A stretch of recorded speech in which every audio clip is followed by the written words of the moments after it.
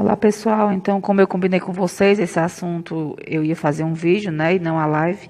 Então nosso conteúdo de hoje são os artrópodes. Os artrópodes, pessoal, eles são um grupo que é bastante diversificado, né?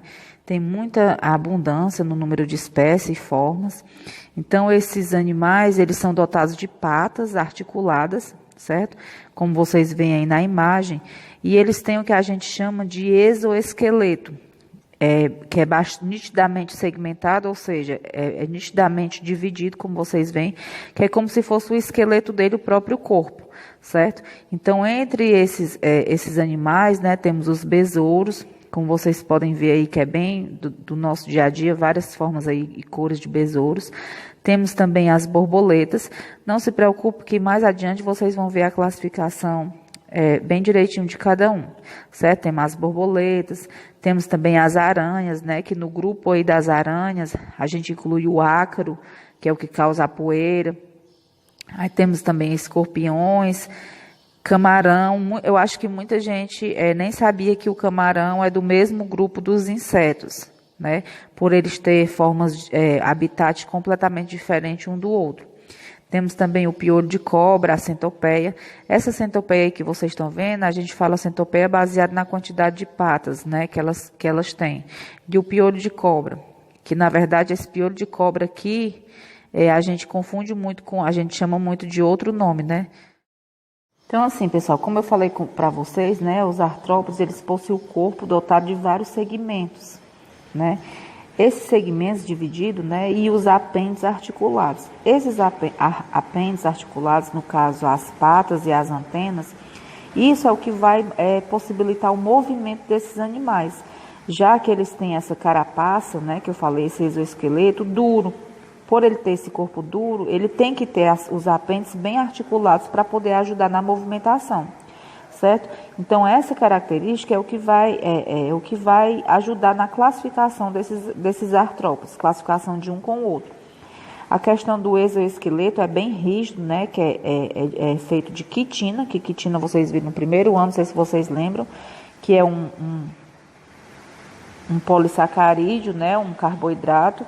Então, assim, às vezes eles têm uma cera em cima deles que vai permitir com que eles vivam em locais secos, certo? Então, assim, dependendo de cada espécie, vocês vão ver a especialidade de cada uma. Então, pessoal, quando eu falo de sistema digestório desses animais, né, eu digo que é um sistema digestório completo. Quando eu falo completo, já é para vocês saberem de cor e salteado, que quando eu falo em sistema digestório completo, eu estou dizendo que esses animais, eles tanto têm boca, como eles têm ânus, né? Então, assim, além disso, eles têm peças bucais, como mandíbulas, quelíceras, que vocês vão ver mais adiante, a questão dessa quelícera, que são adaptados à alimentação. Então, assim, ele tem tubo digestório, né, com regiões diferenciadas e glândulas acessórias, um sistema digestório bem primitivo ainda. Essa digestão ela é extracelular, ou seja, fora da célula, e como vocês podem ver aí na imagem, essas peças bucais vai ser de acordo com a alimentação de cada animal. Por exemplo, tem aqueles que é o lambedor, tem o mastigador, tem o picador. Então, assim, todos esses vai diferenciar até para ajudar na classificação. Quando a gente pega um inseto para classificar, uma das formas é você ver a questão do aparelho bucal dele. Porque dessa forma você vê a forma como ele se alimenta e aí você vai fazendo o grupo ao qual pertence. Então, pessoal, o sistema circulatório desses seres vivos aqui, eles é chamado sistema circulatório aberto, né? O sistema circulatório aberto é aquele que não ocorre dentro de vasos sanguíneos, né? Ele ocorre, é chamado de sistema circulatório aberto ou lacunar, por causa de lacunas, né?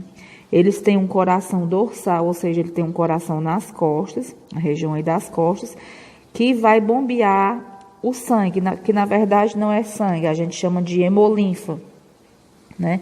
Que essa hemolinfa o líquido sanguíneo deles.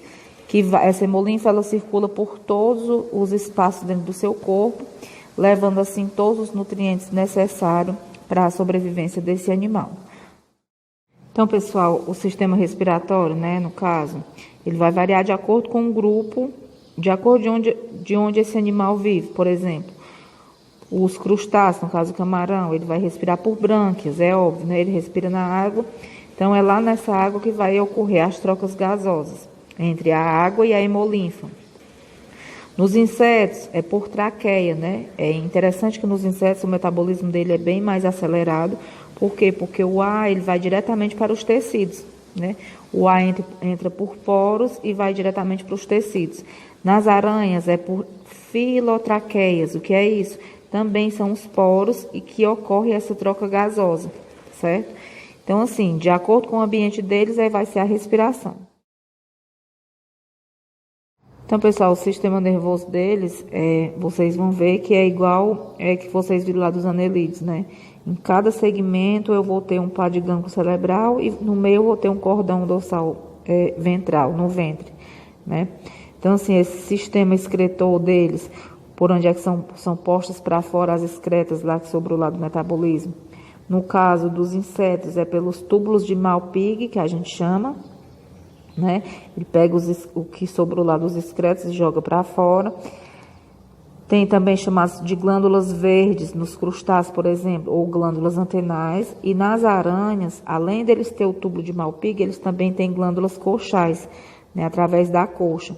O sistema sensorial deles é bem desenvolvido, eles possuem quimiorreceptores, né, no corpo, tem tanto a função tátil como tem também as antenas que vão servir para ficar ligada lá e não deixa de ser um sensor muito potente neles, né. Os olhos, por exemplo, dos insetos e dos crustáceos, a gente chama que são olhos compostos, são olhos bem desenvolvidos. Então, pessoal, dependendo da classificação adotada, né, o filoartrópode, ele pode ser dividido em categorias, que essas categorias elas vão reunir os animais segundo características anatômicas, como, por exemplo, número de patas e antenas. Então, atualmente se utiliza também informações genéticas, né, e de parentesco evolutivo. Essa questão do número de patas é interessante porque quando a gente vê, às vezes a gente vê uma aranha bem pequenininha, a gente pensa que é um inseto. Então, só quando a gente nota essa característica da quantidade de pata, é que a gente vai saber diferenciar de um grupo do outro. Então, assim, os artrópodes, eles são divididos em 3 subfilos, né? Que são os crustáceos, os insetos, né? E os aracnídeos. Então, assim, os hexápodes, que no caso são os insetos, né? Ele é um grupo com maior diversidade entre os animais. Eles possuem cerca de 900 mil espécies, né? Possuem 3 pares de patas e 2 pares de antenas. Além de 1 ou 2 pares de asas, um exemplo para vocês verem, eles são bem do nosso dia a dia, né? Bem presente no nosso dia a dia. Temos as abelhas, mariposa, gafanhoto, pulga, traça, barbeiro, mosquito.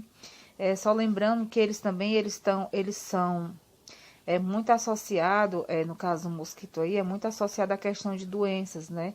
É muito cobrado em provas externas, só para vocês terem noção, só o Aedes aegypti, ele transmite, por exemplo, a dengue, a chikungunya, a zika, a febre amarela, né? E outras doenças que também através de mosquitos. Então, assim, os insetos, eles têm uma grande diversidade, certo? Tem também a parte boa, né? Mas tem também, por exemplo, insetos que são pragas, que destroem plantações, enfim. Então, essas são as características principais dos insetos, certo?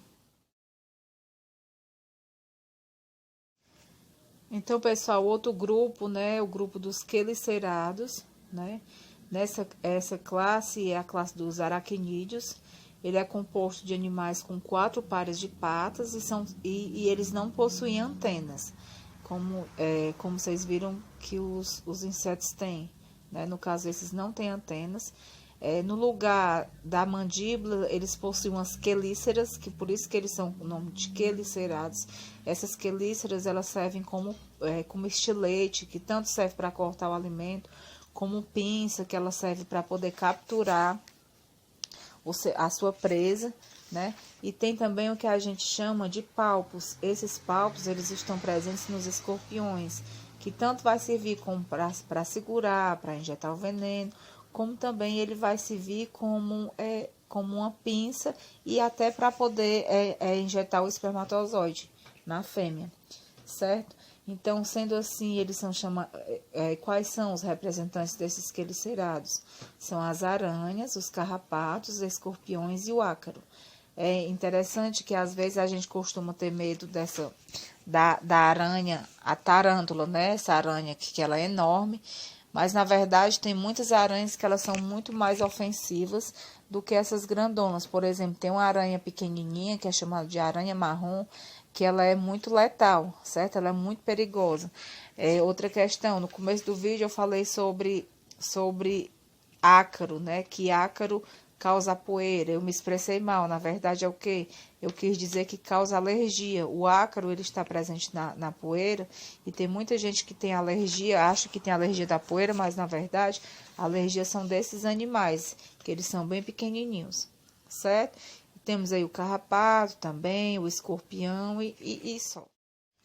Outro subfilo, pessoal, é a questão dos crustáceos, né? Que ele é dividido em muitas classes, como por exemplo a malacostraca, que é o camarão, a lagosta, o caranguejo. Aí tem cirripedia, que é dos cracas. Então eles são animais marinhos, né, na sua maioria, e eles possuem geralmente 5 pares de patas e 2 pares de antenas. Eles são bem utilizados aí na nossa culinária, né, nas iguarias, é bem gostoso por sinal. Então ele faz parte desse grupo.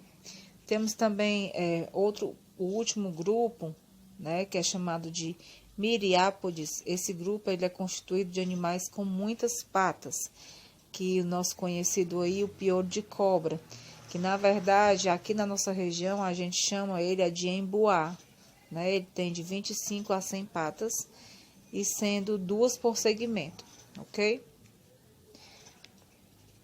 Aí, por último, nós temos os quilópodes, que inclui as lacraias e a centopeia.